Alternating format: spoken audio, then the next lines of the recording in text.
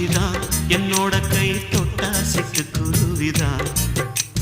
பட்டா துவடுவது போல் நீயும் வந்த தொட்டா சிணுங்கி அல்லவா